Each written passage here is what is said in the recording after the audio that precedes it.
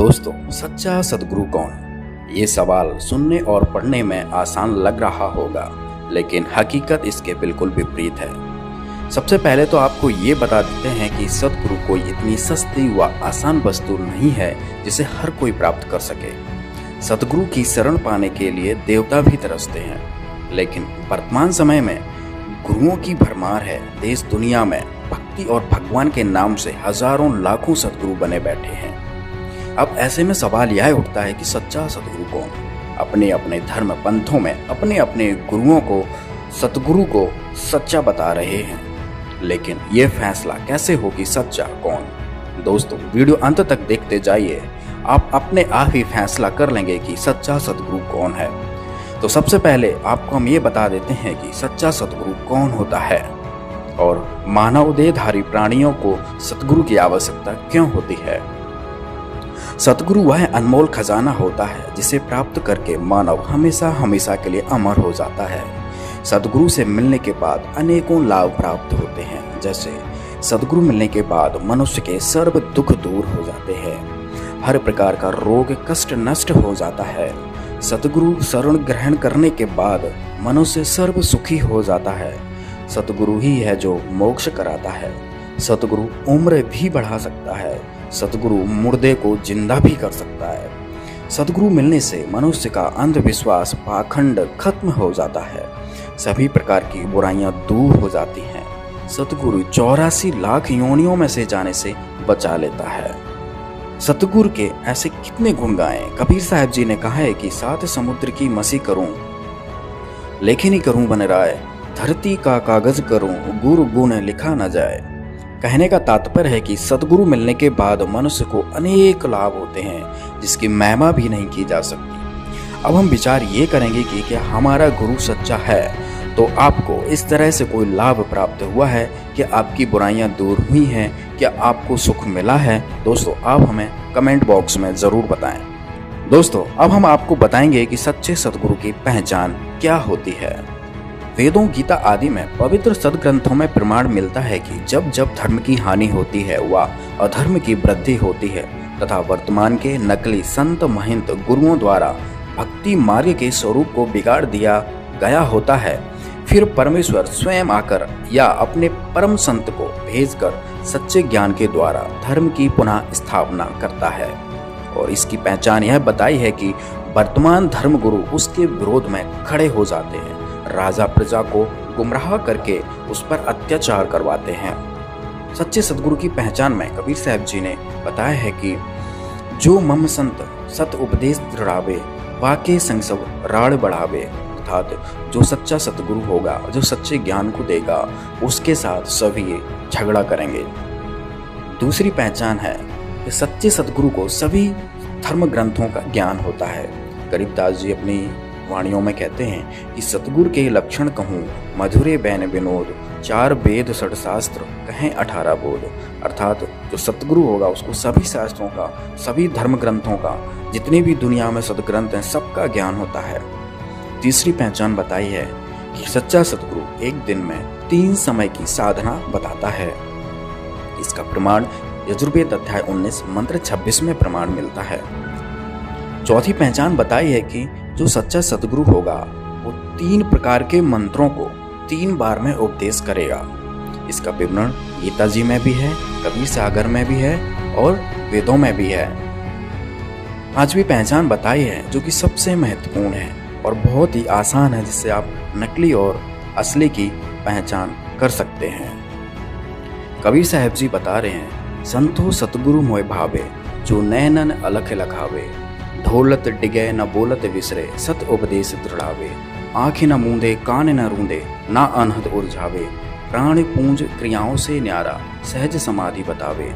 अर्थात जो सच्चा सद्गुरु होगा वो किसी भी प्रकार का कीर्तन, नाच गाना, मेडिटेशन, आंख बंद करवाना, कान बंद करवाना, श्वासों के द्वारा क्रियाएं करवाना, ये कुछ नहीं बताएगा। छठवीं पहचान बताई है कि सच्चा सद्गुरु वह होता है जो आपको 2 अक्षरों की जानकारी देता है। जय पंडित तू पढ़िया, बिना 2 अक्षर 2 नामा, प्रणवत नानक एक लंघाए, जे कर सच समावा। तो इधर गुरु नानक जी बता रहे हैं कि जो सच्चा सद्गुरु होगा वो आपको 2 अक्षर की जानकारी देगा। कबीर साहब जी ने भी कहा है कहें कबीर अक्षर दो भाख, होगा खसम तो लेगा राख। ये भी सच्चे सदगुरु की पहचान बताई है।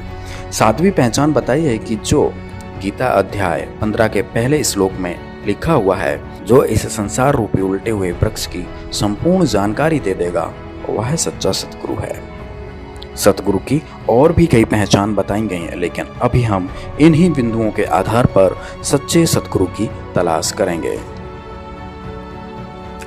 सच्चे गुरु की तलाश में दुनिया भर के गुरुओं की लिस्ट बनाई और उनके समर्थकों के साथ संपर्क साधा।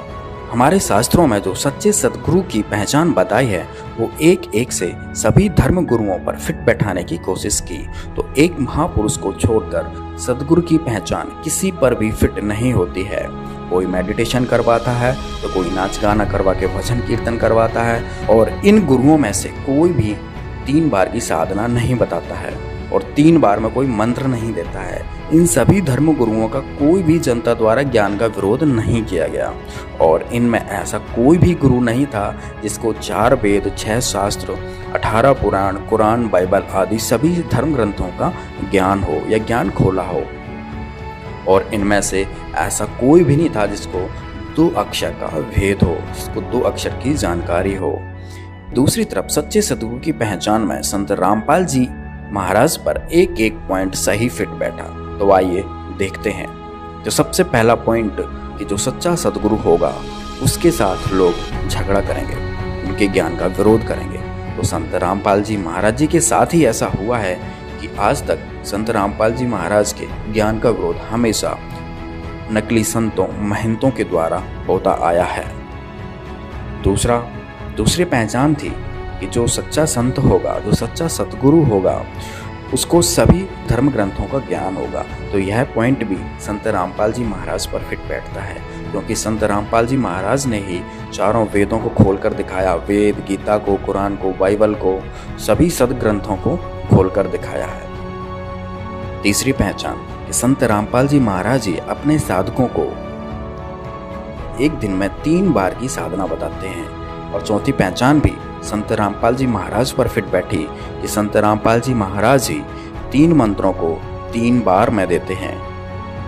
पांचवी पहचान, संत रामपाल जी महाराज ना मेडिटेशन करवाते हैं, ना भजन कीर्तन, नाच गाना करवाते हैं, ना आंख कान बंद करवाते हैं, और ना भी किसी प्रकार की श्वास की क्रियाएं करवाते हैं। वो मंत्रों को देकर एक सहज समाधि, सहज भक्ति बताते हैं। छठवीं पहचान भी संत रामपाल जी महाराज पर सटीक बैठी कि संत रामपाल जी महाराज ने ही अपने साधकों को, अपने भक्तों को, दुनिया को बताया कि जिसके पास 2 अक्षर का मंत्र सतनाम नहीं है, उसका मोक्ष नहीं हो सकता, क्योंकि सतनाम ही है जो मोक्ष में सहायक होता है। सतनाम के बाद फिर सार नाम व शब्द मिलता है।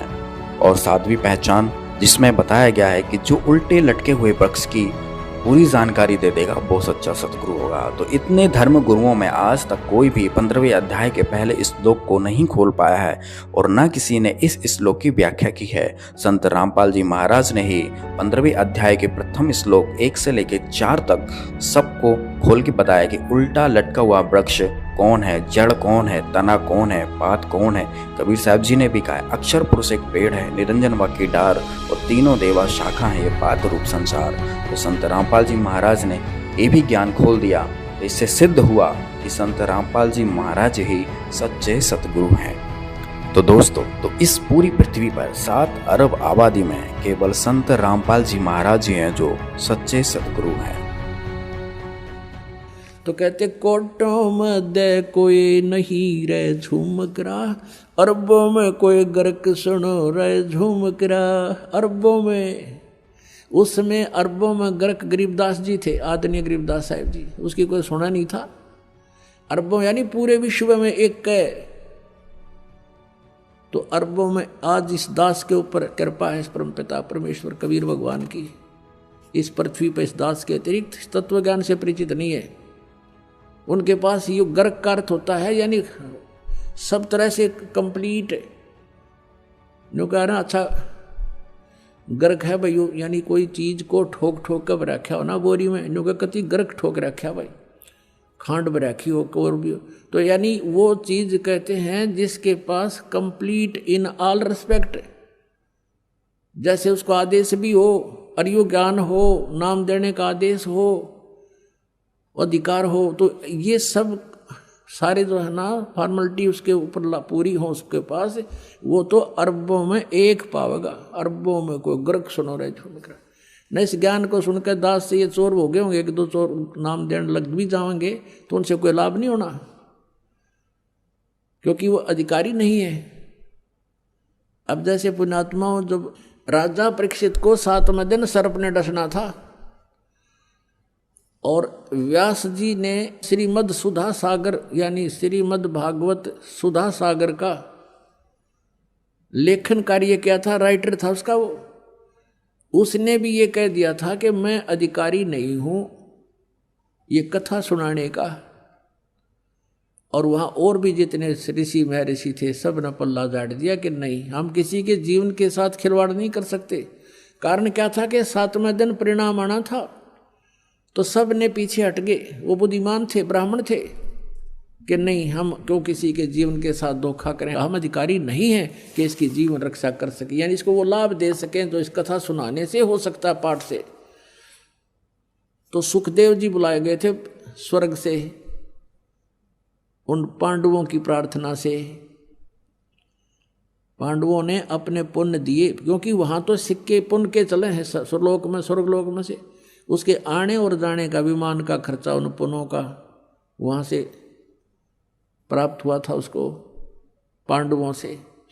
तो यहाँ आकर के उस कहते सुखदेव ने 7 दिन वो कथा सुनाई थी। उस समय ये कहाँ गए थे ब्राह्मण जो आज जगह जगह कथा करते फिरें, कहाँ गए थे ये संत जो आज जहाँ देखा वहीं संत और दुनिया ने गुमराह करें बैठे हैं।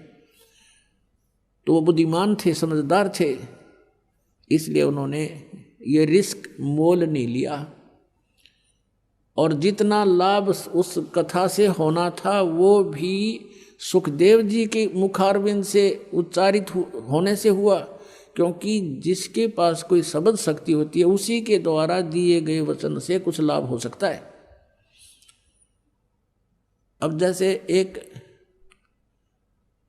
कोई कार्य हो रहा था सड़क का, सड़क बना रहे थे, तो वहाँ एक आम व्यक्ति जाकर कहता है कि तुम ऐसा कर दो, वो नहीं कर रहे थे। और अधिकारी के पास उन्होंने प्रार्थना की, अधिकारी नाते कहा कि तुम ऐसा कर दो, तो उस अधिकारी के कहते उन वर्करों ने वैसे ही कर दिया, क्योंकि अधिकारी के वचन में शक्ति थी और उनके वचन में शक्ति नहीं। तो ऐसे ही परमात्मा से जो कनेक्टेड है, सरकार का जो व्यक्ति हो गया यानी जो उसका नौकर है, उससे ही आगे काम हो सकते हैं। आम व्यक्ति के कहने तो वो कार्य नहीं हो सकते, इतना समझ लेना। तो इस प्रकार हम अब जो कथा करते पढ़ते हैं, तो गरीबदास साहब ने कहा था ये पैसे ऊपर नाच सुनो रहा जो मकरा, इन्हें कथा से कोई लेना देना नहीं, पैसे चाहिए इनको।